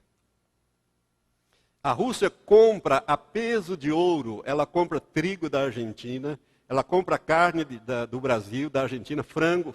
O Brasil é o segundo maior fornecedor de frango para a Rússia. Tudo a peso de ouro. E tudo que se plantar, para plantar, você precisa de adubo. E adubo você precisa da ureia e do fosfato. A ureia e o fosfato você forma o adubo. Israel é como um Davizinho, sentado em cima de um pote de comida, e a Rússia, um gigante Golias, armado até os dentes, passando fome. Você pode imaginar o quadro? Israel sentado em cima do pote de comida, né? E o gigante, armado até os dentes, ele precisa atacar. A Rússia está, irmãos, a Rússia vem deteriorando desde que mudou o sistema, né, que caiu o sistema comunista. Vocês lembram que a Rússia deteriorou, que foi lá no fundo do poço? A máfia praticamente estava tomando conta daquele país, até que entrou este homem, que está aí até hoje. Agora ele está mandando como primeiro-ministro, que é Vladimir Putin. Para mim ele é Gog. O Gog é ele. É esse homem aí. Um homem diferente. Você pode ver que ele é um homem diferente. Putin, né? Tem alguma Putin, né? O povo Putin com Putin, né? Mas vamos deixar. Irmãos, veja bem, a Rússia, irmãos, ela tem que comprar alimentos do mundo. Ela compra carne, ela compra todos os alimentos que ela precisa. Ela não produz, ela não tem. As terras boas da região de Kiev, né, estão todas contaminadas por aquele desastre ali. Então, se você, Israel, além daqueles 6, que vale 20 trilhões, isso em 91, nós temos lá ainda, em grande quantidade, ureia, brômio, tório, potássio, magnésio, tremolina, da onde se extrai o asbeto comercial, prata, níquel, chumbo, antimônio, urânio, da onde se extrai o isótopo U-235 para fabricar bombas nucleares, urânio, eles têm em grande quantidade, o tungstênio e o xisto, de onde se extrai o petróleo. Você sabe que a nossa usina Getúlio Vargas, aqui em Araucária, ela é uma usina que extrai petróleo do xisto. Não sei se você sabia, mas é do xisto. É uma pedra que extrai o petróleo. Israel tem em grande quantidade e não consegue explorar isso aí porque não tem recursos para explorar. Então, veja bem, esta é a razão principal, vamos dizer assim, do ponto de vista humano, que eles vão ter a oportunidade de ir contra Israel, para tomar conta daquela riqueza que Israel tem ali, que vale essa fortuna no mundo inteiro, e a estratégia. Os russos vão tentar também se apoderar do petróleo dos países árabes, a quem eles estarão ajudando, entre aspas, a aniquilar Israel, que tem armas nucleares. Então, na medida que eles vão vir do norte, eles vêm, né, juntando os árabes. Quer juntar árabe? É só convidá-los para matar judeus. Eles estão na hora. Quer a Rússia vai aproveitar e vai, na medida que vai invadindo, ela vai também deixando tropas nesses países para tomar conta do petróleo, ou controle do petróleo. Irmãos, a Rússia sempre quis ter uma saída marítima para as águas quentes do Mediterrâneo, porque a Rússia hoje, a saída marítima dela é pela Sibéria, no Mar Báltico, aquele mar gelado. Então ela sempre quis uma saída, então ela vai ver esta oportunidade. Você vê que Deus diz assim, se você olhar para o versículo 10, assim diz o Senhor, acontecerá naquele dia que terás altivos projetos no teu coração. Altivos projetos no teu coração. Ou seja, a Rússia vai dizer assim, opa, agora chegou a minha vez de dominar o mundo. E maquinarás um mau desígnio. O mau desígnio é vir contra Israel. O real motivo da invasão de Gog ou da Rússia é espiritual, irmãos. Deus disse, nos últimos dias, hei de trazer-te contra a minha terra, para que as nações me conheçam a mim, quando eu tiver vindicado a minha santidade em ti, ó Gog, diante dos seus olhos. Ezequiel 38, 16. Deus vai trazer Gog e esses países para julgar esses países nos montes de Israel. Por que que Deus vai julgar a Rússia? Deus julgará a Rússia pelos milhões de judeus e cristãos que foram mortos durante os mais de 70 anos de comunismo. Isso não foi julgado ainda. Irmãos, Deus não tem o culpado por inocente, nem o inocente por culpado. Deus não deixa as coisas assim, não. Ele julga. Não sei se você sabe, mais de 70 milhões de pessoas morreram no regime comunista. E dentre estes, cerca de quase 3 milhões de judeus e o restantes de cristãos da igreja grega-ortodoxa, igreja católica e os cristãos evangélicos. Se você tivesse uma Bíblia ou uma página da Bíblia, você era preso, seus filhos eram mandados para a escola do Estado, para a reeducação nos moldes comunistas, ateístas, e você ia condenado 5 anos às prisões na Sibéria, onde a temperatura atinge no inverno 50 graus abaixo de zero. Se você nunca leu sobre isso, leia os livros de Richard Wurmbrand, Cristo nas prisões comunistas, você vai ver o que eles fazem. Além das torturas. Irmãos, milhões de cristãos morreram, judeus e cristãos morreram no regime comunista. E Deus não julgou isso e vai julgar Gog. Deus disse, eu vou te trazer nos montes de Israel, porque eu vou te julgar ali. E aí entra a Alemanha no meio, por isso que Gomer vem junto, porque Deus ainda não julgou a Alemanha, pelo que ela fez aos 6 milhões de judeus. Então Deus vai julgar juntos. Vocês estão entendendo o porquê? Então a verdadeira razão é espiritual, e é Deus quem vai fazer. Mas o atrativo vai ser a riqueza, né? Vai ser a riqueza mineral que existe ali no Mar Morto, que Israel está sentado em cima daquilo, explora muito pouco, quase nada. Né? E é uma riqueza, uma coisa incalculável que existe ali. Esses minerais não são todos, tem mais ainda. Eu só citei alguns para você ter uma noção daquilo que nós estamos falando. Quem defenderá Israel? Nós já sabemos que os Estados Unidos não vai ser. Né? Quem defenderá Israel? Deus defenderá Israel. Você pode dar um aleluia? Aleluia. Glória a Deus. Deus diz que é Ele que vai defender Israel. Israel vai se ver cercado, irmão. De repente, virás como uma nuvem. Assim, subitamente. De repente, Israel se vê totalmente invadido, cercado de árabes por todos os lados, russos, né, com aquela invasão, e Deus vai então julgar Gog ali. Basta nós lermos os versículos de 18 a 23 do capítulo 38, e nós veremos que a intervenção divina, ela vai se dar de várias maneiras. Primeiro, por um grande terremoto que atingirá não só Israel, mas toda a terra. Deus diz ali, no versículo 19 e 20, que haverá naquele dia um grande temor na terra de Israel, de tal sorte que tremerão diante da minha face os peixes do mar. Eu acho que tem alguma coisa a ver com terremoto na crosta marítima. Alguma coisa. Porque vão tremer diante da face de Deus os peixes do mar, as aves do céu. É tremenda essa palavra que Deus fala ali. Versículo 20.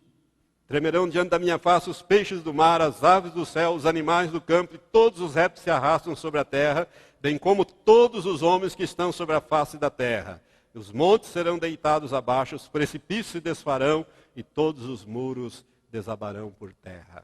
Irmãos, esse grande terremoto, é interessante que Israel, por exemplo, no século XX, não teve praticamente terremotos. Mas Israel está situada em cima da maior falha geológica que existe do mundo, que é a falha que une a África com a Ásia. É justamente ali. Há uma enorme de uma falha, né, que une esses dois continentes. E essa falha, ela não provocou terremoto nenhum no século XX, em Israel, naquela região ali. Você nunca ouviu falar de terremoto ali. Mas Deus disse que vai mandar um grande terremoto, de tal sorte que vai atingir toda a terra. A coisa vai ferver. Também Deus diz que vai defender Israel por meio de pestes e de rebeliões entre as forças invasoras. Ele diz aqui, e chamarei contra ele a espada sobre todos os meus montes, diz o Senhor Deus. A espada de cada um se voltará contra o seu inimigo, ou o seu irmão. Ou seja, vai haver rebelião nos exércitos comandados por Gog. Por quê? Porque são exércitos de vários povos. Principalmente quando eles começaram a descobrir as verdadeiras intenções de Gog, que é tomar conta de todo o petróleo, de tudo, de toda aquela região ali, e anexar tudo. Deus diz também que vai fazer uma coisa tremenda, que Ele vai defender o seu povo através de chuvas torrenciais e devastadoras, além de grandes pedras de saraiva. Irmãos, a Bíblia fala de pedras de saraiva em Apocalipse, pesando cerca de 1 talento, de 25 a 30 quilos. Não são pedrinhas de gelo dessa que você pega na mão, não. São pedras de 25 a 30 quilos. Que Deus tem preparado. Você já pensou isso caindo em cima de tanques, em cima de aviões, em cima de gente? A mortandade, a destruição que isso trará? Irmãos, não sei se você já leu no livro de Jó.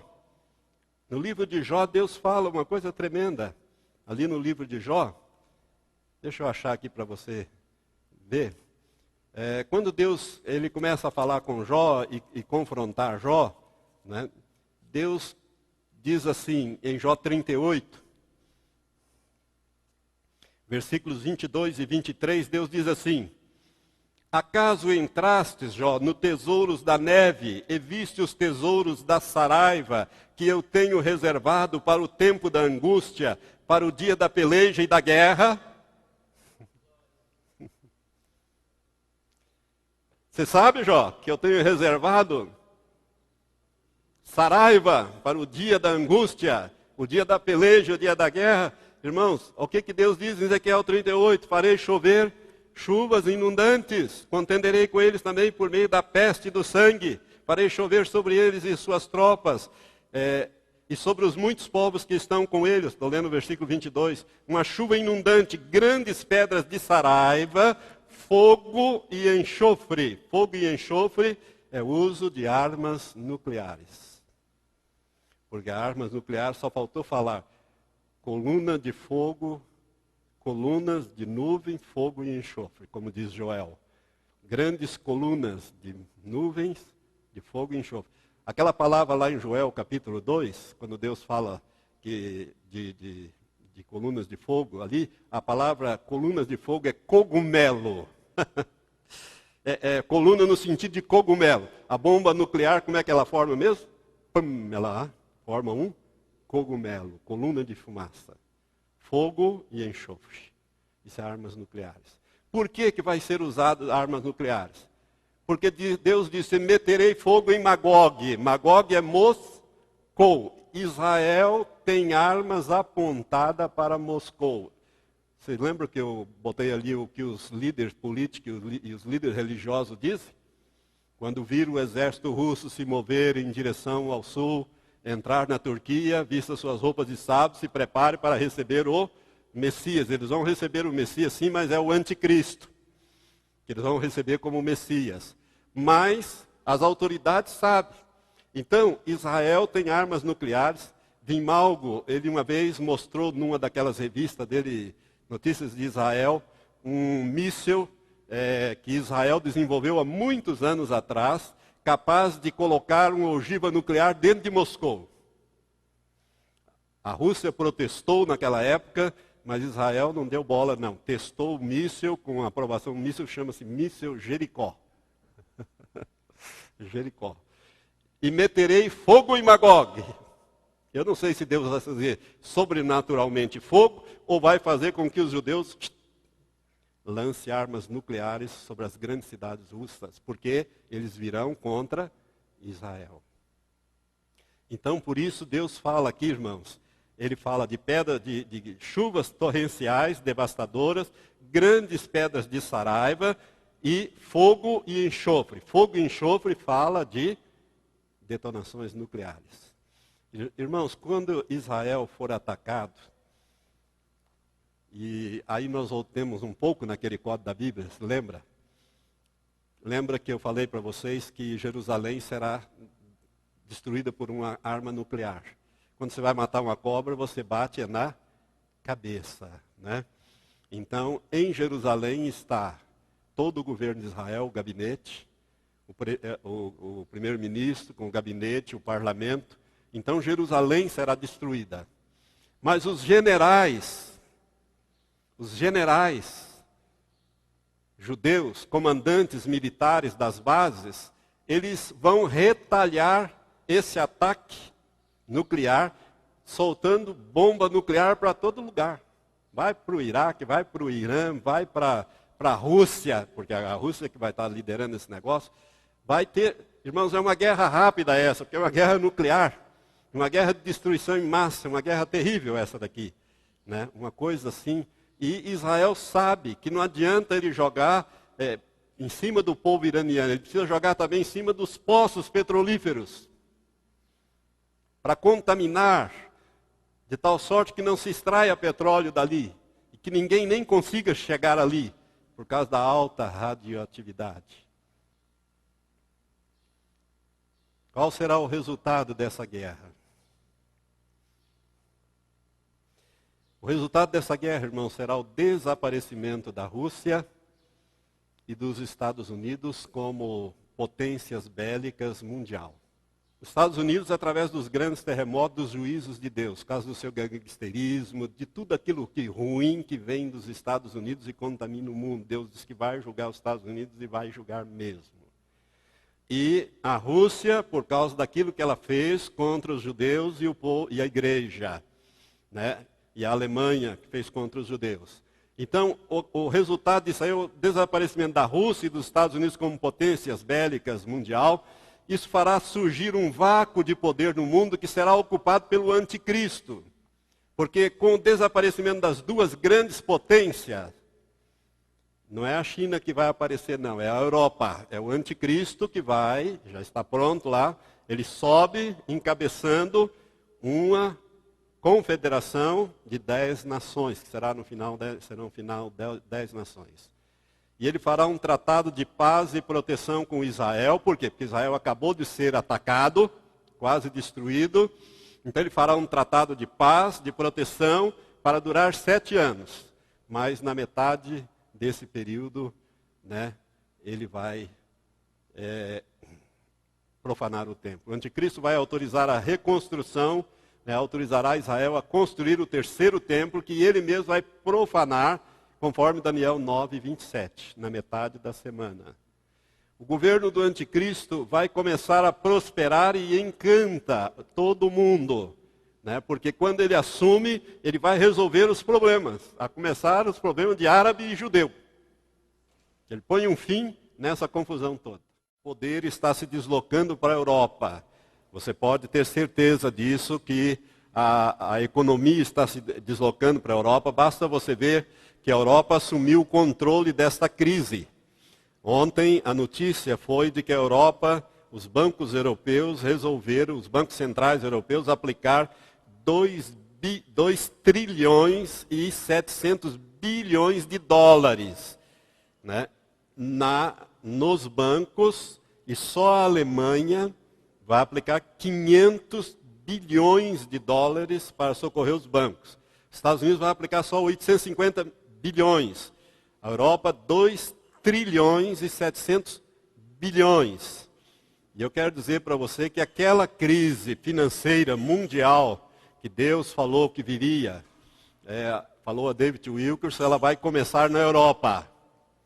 Provavelmente na Alemanha, atingir o Japão e os Estados Unidos. Então são essas coisas todas que contribuem para o afundamento da grande potência norte-americana. E Deus julga, né, nos montes de Israel, a Gog e a todo esse povo, conforme nós falamos ali. O anticristo, então, tem ali a sua chance, ele sobe na Europa, né, e ele autoriza Israel a reconstruir o templo, o terceiro templo. Por quê? Porque Jerusalém vai ser destruída, aquelas mesquitas serão destruídas, quando houver aquele ataque nuclear a Jerusalém, conforme diz o código da Bíblia, conforme nós já falamos naquela outra ministração.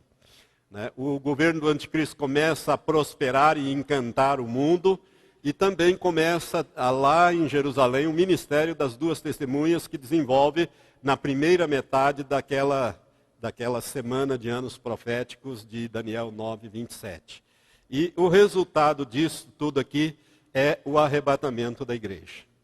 Então, irmãos, nós estamos diante dessa próxima profecia que vão desencadear todos esses acontecimentos, essa mudança, vamos dizer assim, estrutural no mundo, o mundo de perna para o ar, e o resultado disso aí vai ser o arrebatamento da igreja. Então, o que fazer em face de tudo isto? Primeiro é nascer de novo, não é o nosso caso aqui, porque aqui nós somos todos pastores, obreiros, né, nós já somos nascidos de novo. Mas quando você ministrar, você, né, quando for usar esse material para ministrar na sua igreja, ministre sobre o novo nascimento. É a primeira coisa, é nascer de novo. Segunda coisa, fazer em tudo isso é pôr em ordem a sua vida espiritual através da santificação, porque sem a santificação ninguém verá o Senhor. Para você ser arrebatado, você precisa estar santo e irrepreensível, conforme diz a palavra de Deus. Né? Que Jesus, ele virá, né, para buscar aqueles que estiverem santos e irrepreensíveis. Pôr em ordem a sua vida espiritual em face disso tudo, buscando a santificação, que é um processo. Santificação não é alguma coisa que você consegue na hora, é um processo de limpeza, né, que Deus vai, através do Espírito Santo que Ele fez habitar em nós, Ele vai nos moldando, nos mudando, nos moldando, nos lavando, mediante a palavra, através da palavra, para nos moldar na imagem do Seu Filho Jesus Cristo, a fim de que Ele seja o primogênito entre muitos irmãos, conforme Romanos 8, 29 e 30. Então, através do processo da santificação. Outra coisa que nós devemos fazer em face de tudo isto, orar pela igreja daqueles países envolvidos em todos esses conflitos, como também pelos judeus, principalmente pela paz de Jerusalém, para que Deus preserve o povo de Israel, e vai preservar, porque Deus tem uma semana de anos proféticos para tratar com eles, por isso Deus os preservará. E preparar-se para os tempos difíceis que virão em face de tudo isto, porque em face de toda esta tragédia no mundo, esta guerra, essas detonações, você pode imaginar o preço do petróleo, né, para produzir, vai ficar muito caro, tudo vai ficar muito caro, muito difícil, e nós também devemos então nos lembrar das promessas de Deus, que estão no Salmo 91, de proteção, aquele que habita no esconderijo do Altíssimo, que é Jesus Cristo. Basta você ler Colossenses 3:3, você vai ver que o esconderijo do Altíssimo é Jesus Cristo, né? Também o Salmo 46, Salmo 46 que muita gente pensa que é um salmo poético, mas ele é um salmo profético, né? É aquele salmo que diz que ainda que a terra se mude, né? Ainda que a terra se abale, se mude, vamos ler rapidamente aqui, apenas para você se lembrar. Salmo 46, ele diz: Deus é o nosso refúgio e fortaleza, o socorro bem presente na angústia, pelo que não temeremos, ainda que a terra se mude, e a terra vai se mudar de lugar. E ainda que os montes se projetem para o meio dos mares, e ainda que as águas rujam e espumem, ainda que os montes se abalem pela sua braveza. Então, Deus é o nosso refúgio e fortaleza. No versículo 10 diz: Aquietai-vos e sabei que eu sou Deus, sou exaltado entre as nações, sou exaltado na terra. O Senhor dos exércitos está conosco, o Deus de Jacó é o nosso refúgio. Então, e o Salmo 23, que é: o Senhor é o meu pastor e nada me faltará. Então nós temos que preparar o povo de Deus para esses tempos difíceis que virão. E, por último, seja prudente. O que significa isso? Sabe, irmãos, Deus nos deu esse atributo da prudência, do equilíbrio, e Ele espera que a gente use. Se você age imprudentemente, você sofre as consequências. Não adianta depois você dizer: Senhor, tá. Isso é tentar a Deus. Se você age pega o seu carro, com pneu careca, num dia de chuva, e sai a 150, 160 pelas estradas, o que você está sendo? Imprudente, não é? E se ocorre um acidente, você vai dizer: mas o Senhor não me protegeu, eu orei e pedi que os anjos fossem juntos, e por que os anjos não me protegeu? Irmãos, a Bíblia diz: não tentarás ao Senhor teu Deus. Prudência é alguma coisa que Deus nos deu e Ele espera que a gente use. Então você, sabendo de tudo isso, né, prepare o seu rebanho, alimentos. Você está vendo que alimento está ficando cada vez mais escasso, né? Cuidado também com bancos. Os bancos estão aí, essas quebradeiras, essas coisas lá na Europa, nos Estados Unidos. Aqui parece que está tudo bem, mas vamos ficar atentos e orar e pedir que Deus esteja nos ajudando em tudo isto. Amém? Então aqui nós terminamos este estudo sobre Gog e Magog. Eu gostaria de abrir para perguntas, ainda que rapidamente. Algum irmão gostaria de fazer alguma pergunta sobre o que nós falamos? Eu gostaria de ouvir, assim, há uma explicação, porque na verdade a gente procura tudo dentro das Escrituras. Há uma explicação por que o nazismo exterminou tantos judeus? Da parte de Deus, por que esse castigo, a gente pensa, foi uma forma de juízo de Deus? A explicação que os teólogos, os que estudam escatologia dão, primeiro está lá em Deuteronômio 28, né? Onde fala da desobediência, o que aconteceria, quais as consequências, que seria exatamente o que aconteceu com eles. Mas os teólogos dizem que Adolf Hitler foi um chicote na mão de Deus para desalojar os judeus da Europa, que estavam muito bem instalados, ricamente instalados, com influência muito grande, e levá-los para Israel. Por quê? Porque eles não iriam para aquela terra estéril, aquela terra ruim, né, se não houvesse uma perseguição. Os judeus chegaram à seguinte conclusão depois da Segunda Guerra Mundial, ou no final da Segunda Guerra Mundial: nós temos que ter o nosso país e nós temos que nos defender, porque ninguém defende a gente. Né? A experiência da Europa mostrou. Então, Adolf Hitler foi um chicote na mão de Deus para fazer com que os judeus fossem para Israel. Quando a Rússia, quando caiu, a União Soviética caiu e ela abriu a migração dos 3 milhões de judeus que existiam, eles queriam tudo ir para os Estados Unidos. Os Estados Unidos fechou a migração, resultado, tiveram que ir tudo para Israel. Então, hoje, os judeus russos são uma grande maioria em Israel. E os judeus estão voltando do mundo inteiro. Israel é o país que mais recebe imigrantes do mundo inteiro. Por quê? Porque tem aquela semana de anos proféticos que Deus precisa tratar com eles e tem que ajuntá-los lá do mundo inteiro. Então o nazismo foi um chicote nas mãos de Deus. Okay. Outra coisa, nesse julgamento que Deus vai fazer sobre o Gog, faz tremer a terra e tantas catástrofes. Como entender que os judeus serão poupados no meio de tudo isso? Nós podemos olhar para o Salmo 91, né, irmão? 1000 cairão ao teu lado, 10.000 à tua direita, mas tu não serás atingido. Né?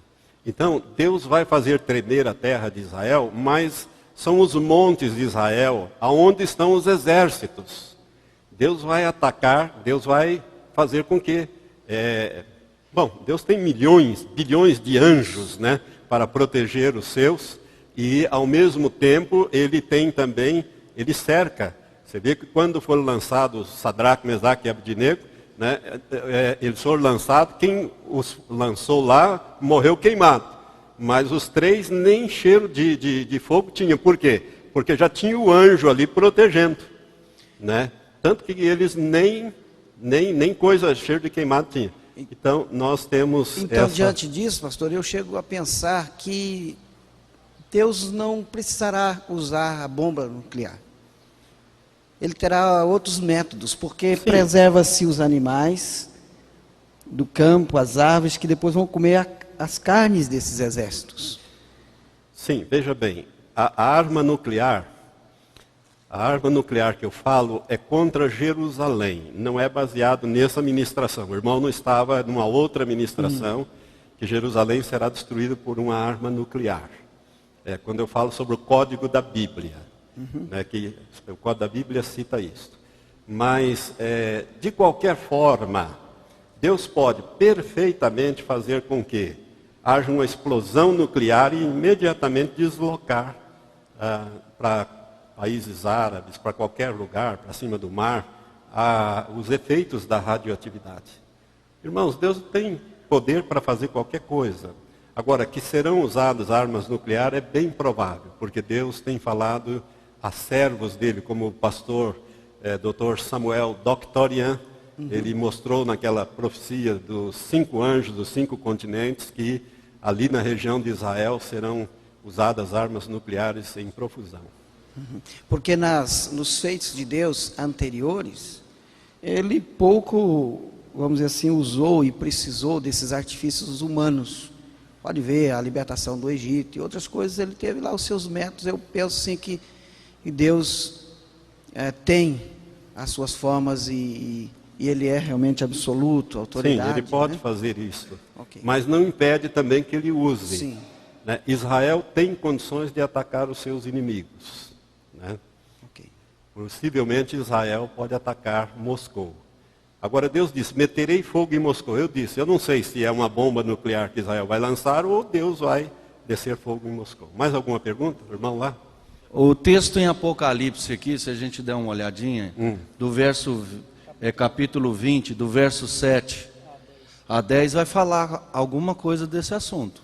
Sim, aí já é bem no finalzinho. Também de Gog, fala da reunião dos exércitos fala do fogo que desce do céu sobre eles. Mas preste atenção, este Gog aqui é depois do milênio. Isso aqui é depois do milênio. Né? Gog é trevas. Lembra-se que Gog é trevas e Magog é terra das trevas. Depois que Satanás é solto do milênio, ele vai achar muita gente descontente com o governo de Deus. Porque o governo do milênio é governo de vara de ferro.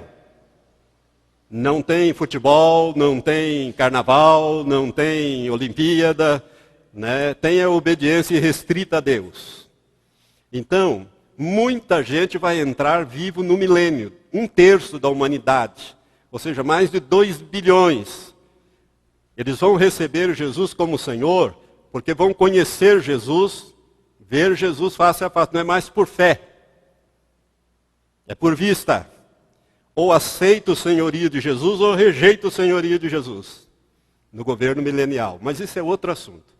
Então, esse Gog e Magog aqui, é depois do milênio. Aqui se representa Satanás, quando ele é solto do abismo com os seus demônios, E aí ele sai a juntar os descontentes que vêm cercar o arraial dos santos, que é a Nova Jerusalém. Ou seja, ali a Jerusalém terrestre e a Nova Jerusalém celeste em cima. E Deus fará descer fogo do céu e consumirá a todos. Essa aí é a última, vamos dizer assim, é a última guerra, e o que vem aí é o juízo do grande trono branco. Mas isso é depois do milênio. Não é esse Gog e Magog daqui. Isso aqui é outra situação. Pois não? Mais alguma pergunta? Aqui. Pastor, sou o pastor Benedito. Pastor, o senhor acredita que quando o anticristo assumiu o comando na terra, a igreja estará aqui ainda, ou a igreja não vai ver esse acontecimento? No meu entendimento, a igreja estará. A igreja estará aqui, nós veremos e reconheceremos o anticristo. Por quê? Porque, irmãos, o meu entendimento, eu não dei para os irmãos aqui, não falamos sobre o arrebatamento da igreja, não falamos sobre as 70 semanas proféticas de Daniel, e não falamos sobre o anticristo, enfim, não falamos sobre esses assuntos.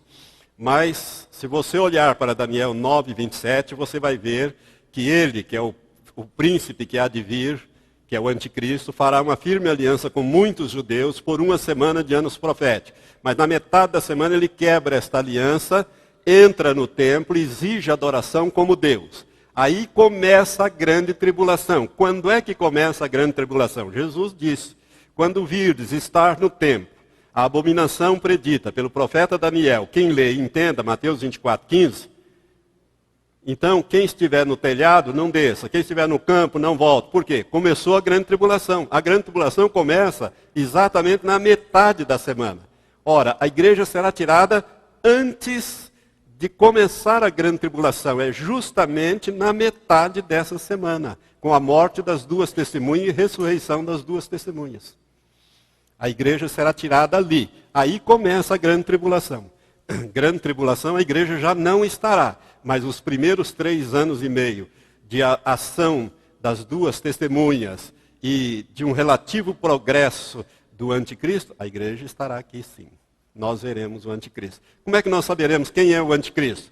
O homem que estiver à frente de uma confederação de 10 nações na Europa e assinar um tratado de paz e proteção a Israel depois dessa invasão, depois dessa guerra, esse homem é o anticristo. Pode ter certeza que seu nome vai dar 666.